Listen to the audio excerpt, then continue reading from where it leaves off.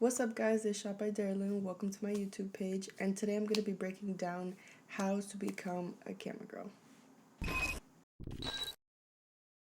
So this is one of my most frequently asked questions. I've been getting a lot of DMs recently, specifically from other girls that want to learn how to become a photographer and really have no idea where to start. So I figured I'd make this video to break down the steps of how to become a photographer.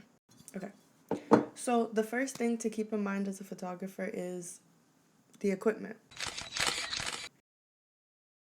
A common misconception is that your first camera is going to be really expensive, or that it's really expensive to get into photography, which it is, but it doesn't have to be. But basically, your camera does not need to be expensive. It doesn't even have to be a DSLR camera.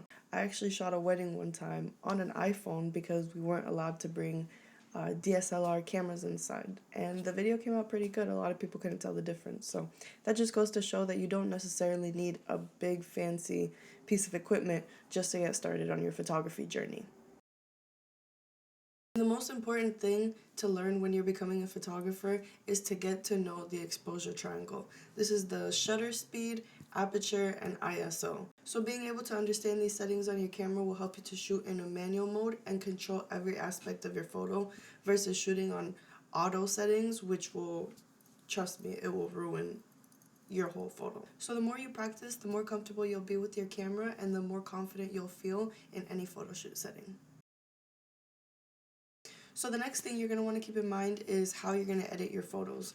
And this is pretty important because a lot of photographers don't even like to show their raw images just because editing makes such a huge difference. And that's not to say that the raw photos are bad or anything, but as you become more creative with your photography, you'll see that the editing can really take your photo to the next level. So what I usually like to edit with is Photoshop, Lightroom, and I actually like the app, it's like VSCO. It's really important to have fun with your photography because that's where you'll really see that your most creative ideas are able to come out.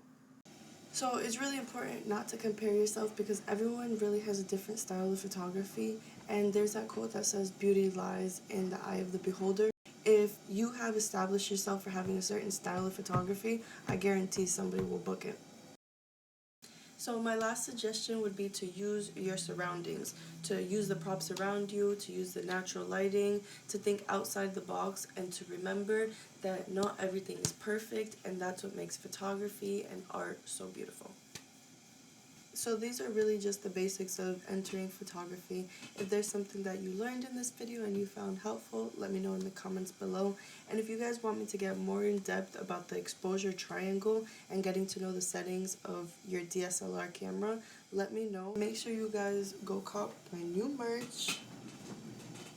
I don't know if you guys could see it. It is Camera Girls Live Forever, and mainly for all my fellow female shooters out there. So if you guys like this shirt, if you guys like this design, make sure to let me know in the comments down below.